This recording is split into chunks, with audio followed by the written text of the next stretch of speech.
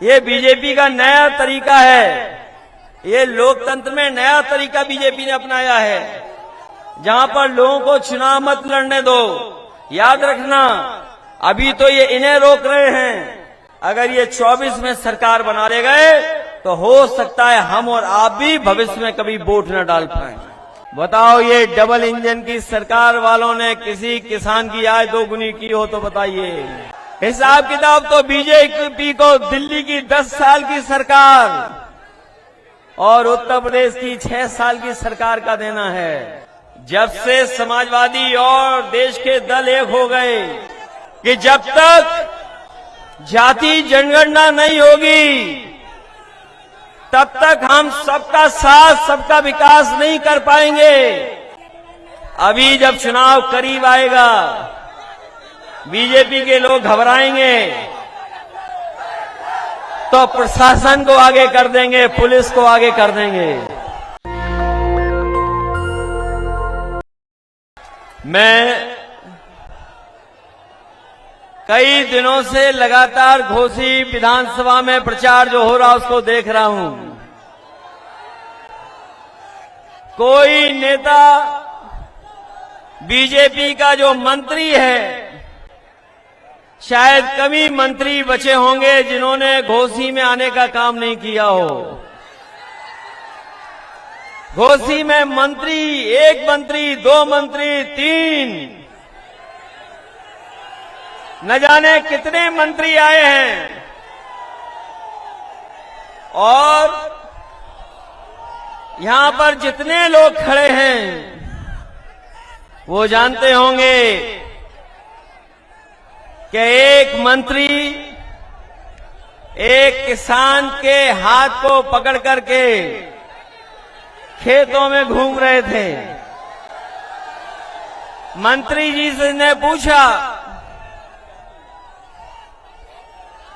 कि यहां पर कौन जीतने वाला है, पहले तो ज्यादा वोटों से इस बार जिताओगे, पहले हजारों से जीते थे, इस बार उससे ज्यादा जीतेंगे। जो मंत्री किसान का हाथ पकड़े जा रहे थे उन्हें लगा कि किसान उनके धोखे में आ जाएगा, उनके जुमलों में फंस जाएगा। लेकिन मैं बधाई देना चाहता हूं उस पत्रकार को, मंत्री जी के जाने के बाद, जिन्होंने हाथ पकड़ करके अपने खेतों में घुमाया था। जब पत्रकार साथी ने पूछा कि कौन जीतेगा यहां से, वो गरीब किसान गांव में रहने वाला हमारा, उसने कहा कि सुधाकर यहां से हजारों वोटों से जीत करके जाने वाले हैं। ये मंत्री अपनी उपलब्धि नहीं बता रहे। जिस मंत्री ने किसान का हाथ पकड़ा था, तमाम मंत्री आ रहे हैं धोखा देने, अपनी उपलब्धियां नहीं बता रहे यहां आकर के। वो किसान जो अपनी पैदावार की चिंता में डूबा है, उसकी फसल की कीमत कैसे मिले, ये मंत्री जो घूम रहे सरकार के, वो ये नहीं बता पाए कि डीजल सस्ता मिलना चाहिए किसान को, खाद कीटनाशक दवाई, और जब हमारे किसान की पैदावार तैयार हो जाए तो ये बीजेपी के लोग बताना भूल गए कि लाल किले से लेकर के मंचों तक कहा था कि हमारे किसान की पैदावार जो होगी उसकी आय हम 2 गुनी कर देंगे। यहां हमें दिखाई दे रहे हैं या किसान। बताओ, ये डबल इंजन की सरकार वालों ने किसी किसान की आय 2 गुनी की हो तो बताइए। ये लोग कह रहे डबल इंजन से कुछ नहीं होता, इंजन का ड्राइवर अच्छा होना चाहिए। हमें वो ड्राइवर नहीं चाहिए इंजन का जो इंजन छोड़ करके ड्राइवर भाग गया हो। हमने अपने बीच का नेता चाहिए, हमें अपने बीच का नेता। ये लोग जो दूर दूर से घोसी में चल करके आए हैं, उनकी भाषा आपने सुनी होगी विरोधियों की। विरोधी न जाने क्या क्या कहने लगे हैं। जो विरोधियों की भाषा बदली है वो इसीलिए बदली है कि यहां का किसान, यहां का गरीब, यहां का नौजवान सब जाति धर्म तोड़ करके साइकिल के साथ और समाजवादी पार्टी के प्रत्याशी सुधाकर सिंह के साथ खड़े दिखाई दे रहे हैं।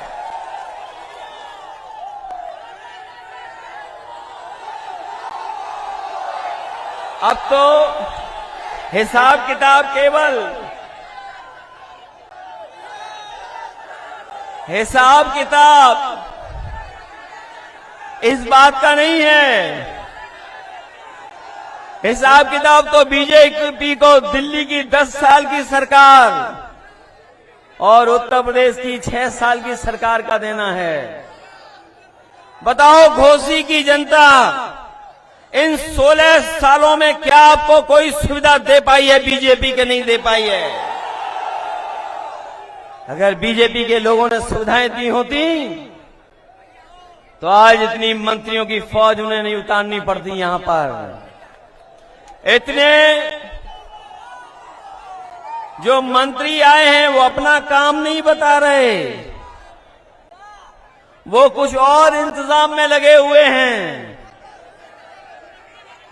अकेले में जाकर के कुछ और इंतजाम कर रहे हैं। बताओ इंतजाम को जो इंतजाम कर रहे हैं कहीं उसके धोखे में तो नहीं आ जाओगे आप लोग? चुनाव से पहले ये जनता में जब हार गए हैं तो प्रशासन को आगे कर देंगे। ये प्रशासन के लोग चुनाव लड़ना चाहते हैं, लेकिन हमें पता है घोसी की बहादुर जनता है, ये प्रशासन से तो नहीं घबरा जाएगी। अगर आपको मुकाबला भी करना पड़े तो अपने वोट के अधिकार के लिए मुकाबला करना, क्योंकि घोसी विधानसभा का संदेश केवल उत्तर प्रदेश के लिए नहीं है। घोसी विधानसभा के एक एक वोट का संदेश देश में जाने वाला है, क्योंकि देश में कहीं और चुनाव ऐसा नहीं होने जा रहा है। कम से कम ये संदेश घोसी की जनता दे कि जिन्होंने कोई काम नहीं किया है,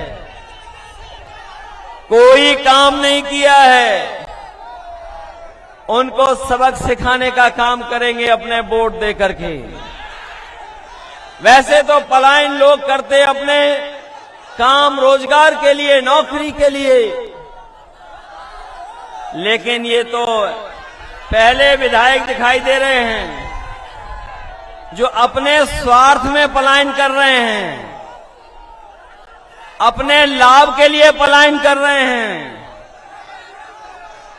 क्या ये जनता को सुविधा देने के लिए पलायन कर रहे हैं कि अपने लिए पलायन कर रहे हैं?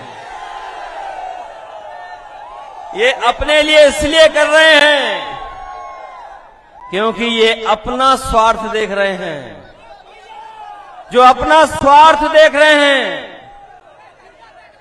वो आपके जीवन में बदलाव नहीं ला सकते। अगर इन्होंने जीवन में बदलाव लाते आपके, तो कहीं न कहीं आपको सुविधाएं देते। ये सरकार ऐसी है जहां गरीब को इलाज नहीं मिल पा रहा है, दवाइयां नहीं, अस्पताल में चले जाओ तो डॉक्टर देखने वाले नहीं हैं। जो कुछ है गरीब को अपने हाल पे छोड़ दिया। जो एम्बुलेंस चली थी आपकी सरकार में, उस एम्बुलेंस को भी बर्बाद कर दिया। कम से कम इनकी जिम्मेदारी बनती थी कि अगर गरीब के गांव में पहुंचा के मदद करने के लिए अगर एम्बुलेंस थी तो कम से कम ज्यादा एम्बुलेंस चलाते जिससे गरीब की मदद हो जाती। इलाज और तकलीफ और परेशानी में वो आपकी मदद करती, लेकिन उस व्यवस्था को भी बर्बाद कर दिया। ये जो बिजली भी आ रही है आपके बीच में केवल चुनाव के लिए आ रही है, और जो बिजली आ भी रही है जिनके यहां मीटर लग गए, बताओ कितने का बिल आ रहा है आपके यहां पर? बिल आ रहा हजारों का, और अगर बिल नहीं दे पा रहे हो तो नोटिस आ रहा है साथ साथ। नोटिस और महंगाई कहां पहुंच गई है? जो कभी फ्री दिया था सिलेंडर, बताओ आज उस सिलेंडर की कीमत क्या है? कीमत कहां पहुंच गई? जो आप सामान बाजार से खरीद रहे हैं, बताओ हर सामान महंगा हो गया कि नहीं महंगा है? ये बीजेपी के लोग गरीब की जेब से पैसा निकाल करके अमीरों की तिजोरी भरने का काम कर रहे हैं, और जो सुविधाएं गरीबों को मिलनी चाहिए उन सुविधाओं को छीनने का काम कर रहे हैं। क्या घोसी की विधानसभा इतिहास बनाने जा रही कि नहीं जा रही? बताओ आप। ऐसा चुनाव शायद ही उत्तर प्रदेश में देखने को मिला होगा, जहां पर समाजवादी पार्टी के प्रत्याशी के लिए जाति धर्म से लेकर के सब सीमाएं टूट गईं। अगर जाति धर्म की सीमाएं टूटी हैं तो दलों के भी सब बंधन टूट गए। जो दल कभी हम लोगों के खिलाफ थे, आज सब दल समर्थन कर रहे हैं समाजवादी पार्टी का। हम उन दलों को बधाई देते हैं कि जो समाजवादी पार्टी के साथ खड़े होकर के समाजवादियों का साथ दे रहे हैं। कि ये महत्वपूर्ण लड़ाई है, कोई छोटी बड़ी लड़ाई नहीं है। ये बड़ा फैसला होगा आपका, और ये ऐसा फैसला है जो देश की राजनीति में भी बदलाव लाएगा। जब से समाजवादी और देश के दल एक हो गए, जब से इंडिया गठबंधन बना है, लोग घबराए हुए हैं कि इंडिया गठबंधन कैसे बन गया। न केवल गठबंधन से घबराए हुए हैं, बल्कि जो सवाल उठाए जा रहे हैं कि जब तक जाति जनगणना नहीं होगी तब तक हम सबका साथ सबका विकास नहीं कर पाएंगे। ये जो लोग सबका साथ की बात कर रहे हैं, वो सबके बीच में गैर बराबरी नहीं खत्म करना चाहते, और जब तक गैर बराबरी नहीं खत्म होगी, जब तक जाति जनगणना नहीं होगी, तब तक हम समाज में बराबरी कैसे लाएंगे। इसलिए समाजवादी पार्टी और समाजवादी पार्टी के हमारे साथी जो सपना देखा था बाबा साहब भीमराव अम्बेडकर जी ने, जो सपना देखा डॉक्टर राम मनोहर लोहिया जी ने, और जो संघर्ष का रास्ता दिखाया नेताजी ने, उसी रास्ते पे चल करके हम लोग उत्तर प्रदेश और देश में बदलाव लाना चाहते हैं। जो लोग समझदार होंगे, जो अखबार पढ़ते हैं, वो जानते होंगे कि बीजेपी की सरकार लगातार संविधान की धज्जियां उड़ा रही है। जो संस्थाएं संवैधानिक हैं, जिन संस्थाओं से हमें न्याय की उम्मीद है, उन संस्थाओं को भी ये हस्तक्षेप कर करके बर्बाद करना चाहते हैं।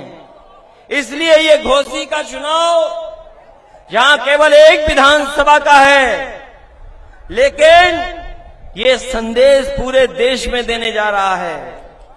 पूरे देश को संदेश देगा। बीजेपी कितने भी हथकंडे अपना ले, लेकिन जनता के सामने कोई चीज टिक नहीं सकती है। अगर जनता ने मन बना लिया तो जनता के फैसले को कोई बदल नहीं सकता। इसलिए जहां ये संवैधानिक संस्थाओं को बर्बाद कर रहे हैं, संविधान की धज्जियां उड़ा रहे हैं, लोकतंत्र को खत्म करना चाहते हैं, वहीं जहां पर नौकरी और रोजगार का इंतजाम हो जाना चाहिए, उन नौकरी रोजगार को भी नहीं बढ़ावा दे रहे हैं। क्या आपने नहीं सुना था? प्रदेश के मुख्यमंत्री सदन में कह रहे थे कि हमने 100 में सबको नौकरी दे दी, केवल 4 रोजगार हैं। बताओ कोई बीजेपी के इन आंकड़ों पे भरोसा कर लेगा कि जहां ये कहते हो कि हमने सबको नौकरी रोजगार दे दिए, 100 में केवल 4 रोजगार बचे हैं। ये इनके आंकड़े कहते हैं। जब हम उनसे पूछते हैं कि 15 साल से ऊपर वाले नौजवान जो पढ़ना चाहते हैं, लिखना चाहते हैं, उनके रोजगार नौकरी का इंतजाम हो जाए, तो सरकार न जाने किस तरह की बात करती है। आज देश में और दुनिया में सबसे ज्यादा 15 साल से ऊपर वाली आबादी अगर कहीं दिखाई दे रही है तो वो आपके उत्तर प्रदेश में दिखाई दे रही है। जिसकी पढ़ाई की, नौकरी की, रोजगार का इंतजाम क्या होगा। लेकिन ये बीजेपी के लोग उनके भविष्य को अंधकार में डालना चाहते हैं। अभी जो जानकारी मिली है, 3000 प्राइमरी स्कूल ऐसे हैं जहां पर एक भी गरीब बच्चे ने दाखिला नहीं लिया, एडमिशन नहीं लिया है। 3000 ऐसे स्कूल हैं जिनमें कोई एडमिशन नहीं मिला, कोई लेने नहीं गया एडमिशन। क्या कोई कल्पना कर सकता है कि सरकारी स्कूल में बच्चे पढ़ने नहीं आ रहे हों, और अगर बच्चे पढ़ भी लें तो उनके पास नौकरी नहीं है, रोजगार नहीं है। मैं लखनऊ से चल करके घोसी तक आया हूं। जो लोग कहते थे कि 33 लाख करोड़ उत्तर प्रदेश में निवेश होने जा रहा है पैसा, मुझे ये बीजेपी वाले बताएं, लखनऊ से लेकर के घोसी विधानसभा तक और घोसी विधानसभा के आखिरी बॉर्डर तक और यूपी की सीमा तक अगर कहीं एक भी कारखाना लगा हो तो बता दो हमें। अगर एक भी फैक्ट्री लगाई हो इन्होंने तो बता दो। ये तो कहते थे कि 33 लाख करोड़ रुपए का निवेश हुआ है लखनऊ से लेकर के घोसी और घोसी विधानसभा से लेकर के आखिरी बॉर्डर यूपी के। अगर एक भी कहीं कारखाना इन्होंने लगाया हो तो बता दो हमें। अगर सबसे बड़ी सड़क लखनऊ से और आपके गाजीपुर तक कोई दिखाई दे रही है तो वही पूर्वांचल एक्सप्रेसवे दिखाई दे रहा है, कोई दूसरा बड़ा प्रोजेक्ट नहीं दिखाई दे रहा है। समाजवादियों ने बनाया होता तो आपको कहीं झटका नहीं लगता। इन्होंने बनाया लेकिन उसको पूर्वांचल का सबसे बेहतर सड़क होती जो पूर्वांचल को विकास के रास्ते से जोड़ता, लेकिन वही आधा अधूरा वैसा ही छोड़ दिया। कोई मंडी नहीं बनी। अगर मंडी बनी होती तो हमारे किसानों की पैदावार को हम लोग कीमत दे सकते थे। कोई मंडी नहीं बनी। अगर मंडी बनी होती तो हमारे किसान को उससे कीमत मिल जाती, किसान को की फसल की कीमत मिलती। आज जो भी जा रहा है किसी और के हाथ में चला जा रहा है। ये जो नौजवान दिखाई दे रहे हैं बड़ी संख्या में, इनके भविष्य के साथ बीजेपी खिलवाड़ कर रही है। और न केवल इन नौजवानों के भविष्य के साथ खिलवाड़ कर रही है बल्कि आने वाली पीढ़ी के साथ भी खिलवाड़ कर रही है। क्योंकि अगर इनका भविष्य नहीं बना तो बताओ आने वाली पीढ़ी का भविष्य क्या होगा। न इनके हाथ में नौकरी है, न रोजगार है। और क्या सपना दिखा रहे हैं कि अग्निवीर से फौज मजबूत हो जाएगी। हम नौजवान साथियों से कहना चाहते हैं कि आप भौसी की विधानसभा जिताओ, 24 का चुनाव जिताओ। जो फौज की भर्ती होती थी पहले तरह से, पक्की नौकरी, पक्की वर्दी, ये आधी अधूरी नौकरी, 4 साल की वर्दी से कोई देश की सेवा नहीं होगी। हमारा नौजवान पूरी जीवन भर वर्दी पहन करके पक्की नौकरी कर करके सीमा की रक्षा करना चाहता है। बताओ, आधी अधूरी नौकरी से कोई सेवा होगी? इसलिए नौजवानों, जहां किसानों का भविष्य अंधेरे में डाल दिया इन्होंने, नौजवानों का भविष्य अंधेरे में, इनसे ज्यादा झूठ बोलने वाली कोई पार्टी नहीं है।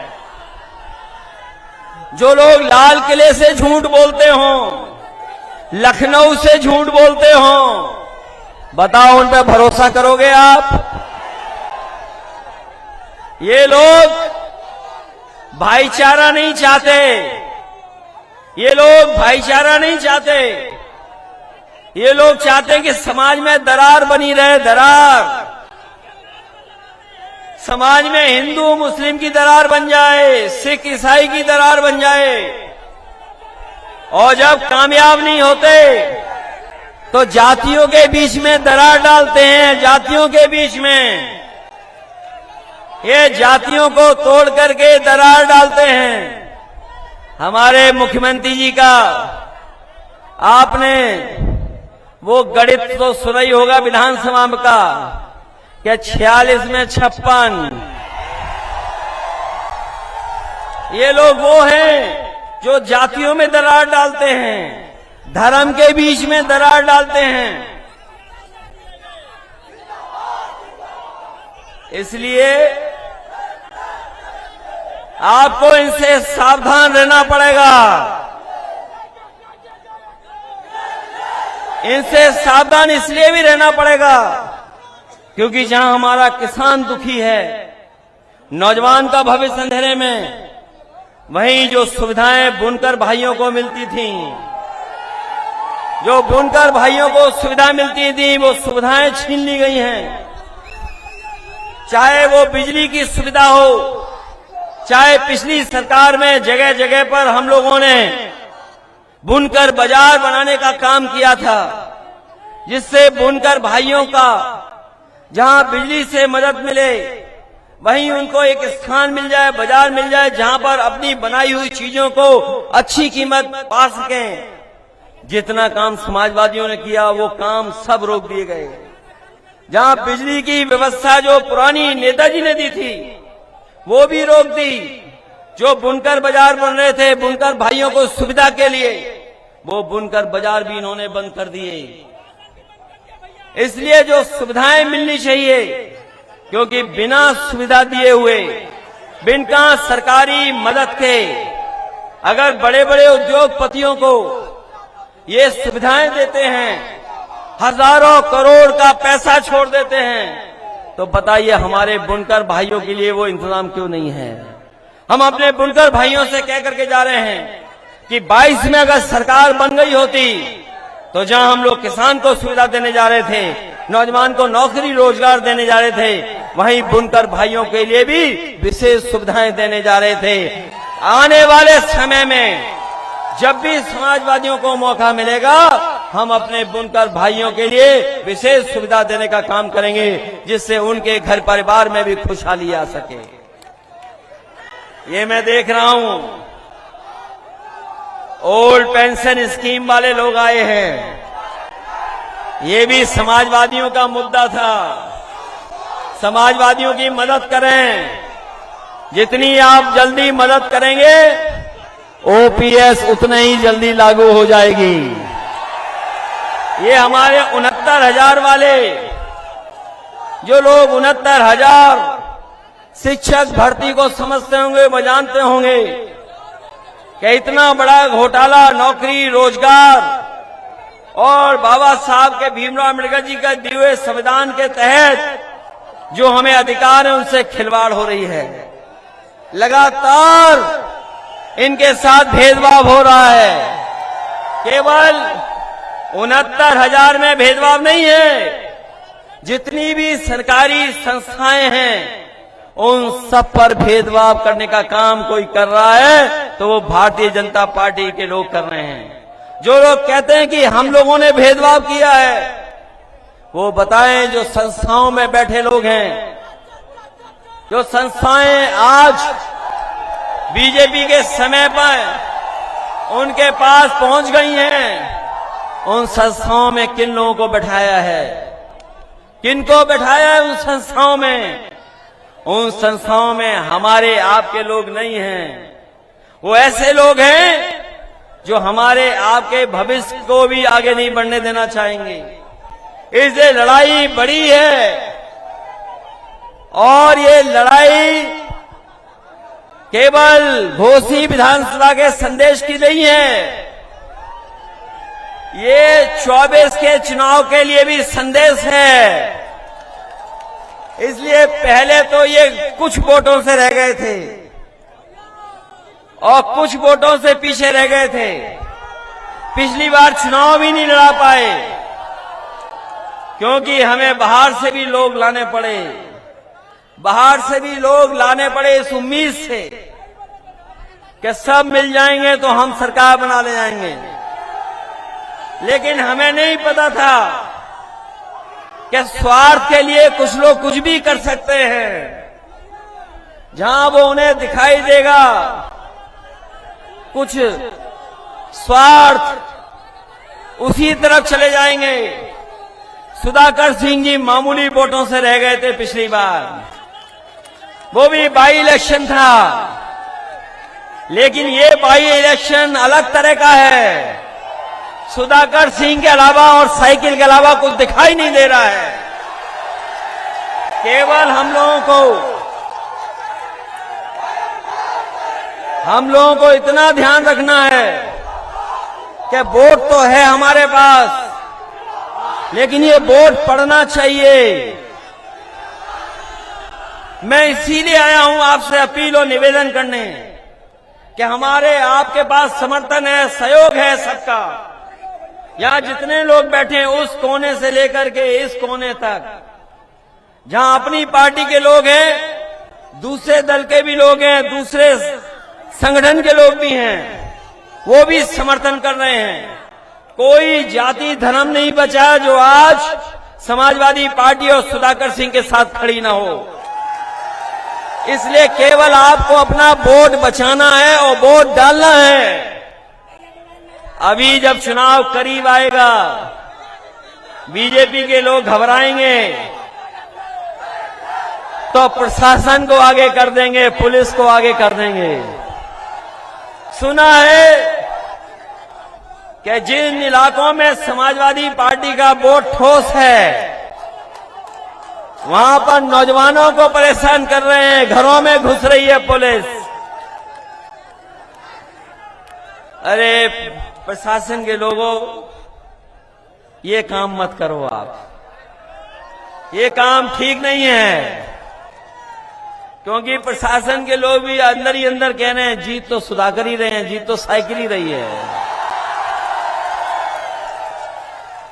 इसलिए किसको खुश करने के लिए आप किसको खुश करना चाहते हो? इसलिए कम से कम हमें उम्मीद है कि प्रशासन निष्पक्ष काम करेगा। और याद रखना हमारे मतदाता भाइयों, नौजवानों, बुजुर्गों, हमें पता है कि मैनपुरी के चुनाव में भी बड़ा प्रशासन कुछ कुछ गणित लगा रहा था। कभी किनकी ड्यूटी लगनी है उसका गणित लगा रहे थे, कभी गणित इस बात का लगा रहे थे कि किसके घर में पुलिस भेजनी है, कभी प्रशासन ये तैयारी करता था कि रात में जाकर के डराएंगे। लेकिन वहां का मतदाता डरा नहीं, उसने कहा आ जाओ, अगर आना है तो आ जाओ, हम पीछे नहीं हटेंगे। और परिणाम ये हुआ कि मैनपुरी से लाखों वोट से हरा करके भेजा। इसलिए घोसी के अपने मतदाताओं, ये घबरा तो नहीं जाओगे? केवल मेरे सामने कह रहे हो कि घबराएंगे नहीं, ऐसा तो नहीं कि 5 तारीख और 5 तारीख से लेकर के 8 तारीख तक आपको पूरी जिम्मेदारी के साथ रखना पड़ेगा।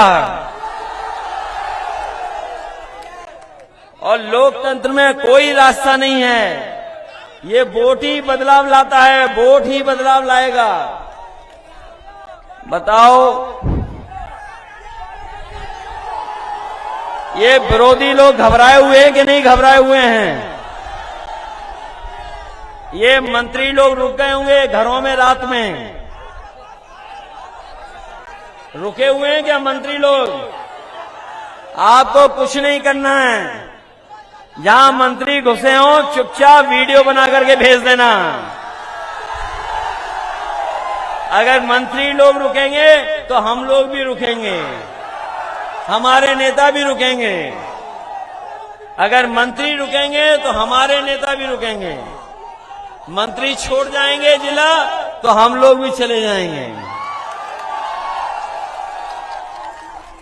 इसलिए मैं जान रहा हूं बहुत जोश है यहां पर, बहुत उत्साह है। और ये वो जोश उत्साह ऐसा है कि जो ठंडा नहीं होने वाला है 5 तारीख तक। मैं जानता हूं जितना पसीना आपको आया है उससे ज्यादा हम लोगों को भी आ रहा है।